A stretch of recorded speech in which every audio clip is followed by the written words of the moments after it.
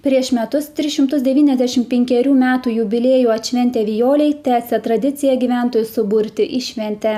Savaitgalį Vijolio kaimo bendruomenė drauge pasitiko paskutinį vasaros mėnesį. Vijoliškiai stebėjo, kaip pirmą kartą iškilmingai iškelta dovanų ir šventės globėjo gauta bendruomenės vėliava ir vakarojo koncerte su žinomais šalies atlikėjais.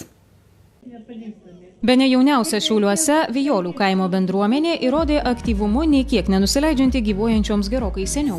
Savaitgalį šurmuliavusi šventė Vijolių vasarą subūrė vietos gyventojus ir visus šiauliečius pabūti drauge. Pirmininkės pasakojimu tokia šventė pernai švęsto solidaus Vijolių 395-ojo gimtadienio pratęsimas. Ingrida Volosova sako įsitikinusi, kad tokie renginiai suvienija gyventojus. Esą prieš 1,5 metų įkūrus bendruomenę šie kur kas artimiau susibičiuliavo ir tapo vieningesni. Tad šventiniai renginiai dar viena galimybė kaimynams pasijusti tarsi viena didelė šeima. Kaip ir žinot, lietuviai kaimynai kaimynų nelabai pažįsta. Tai mes ir norim suburti kuo daugiau mūsų žmonių. Ir jau susibūrėm iš tikrųjų nemažai ir džiaugiamės tuo, nes ir dabar pernai buvo daug iš tikrųjų sunkiau organizuoti šventę, o šiemet jau mes būrys ir mums jau daug lengviau. Vijolių kaimo bendruomenės pirmininkė prisipažįsta, kad tokia šventė nebūtų įvykusi, jei ne jos globėjas Linas Andrulis.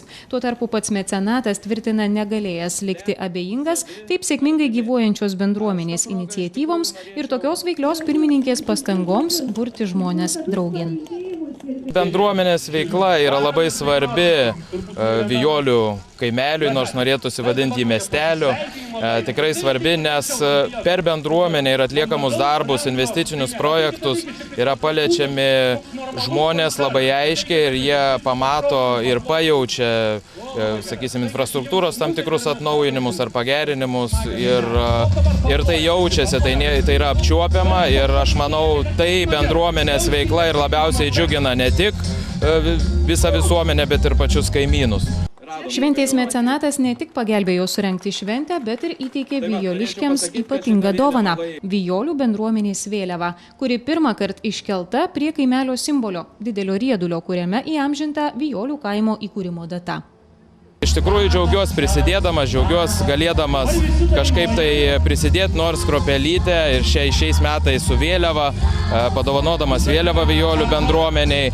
Ir yra jau kalbos, galbūt sekančiais metais bandysim sukurti ir himną Vijolių bendruomeniai. Aš manau, kad atributika yra svarbi. Ir ją reikia turėti, nes tada visi Vijolių bendruomenės nariai gali žiūrėti, kaimynai, matyti ir žinoti, kad tai yra juos vienijanti atributika, juos vienijantis daiktai.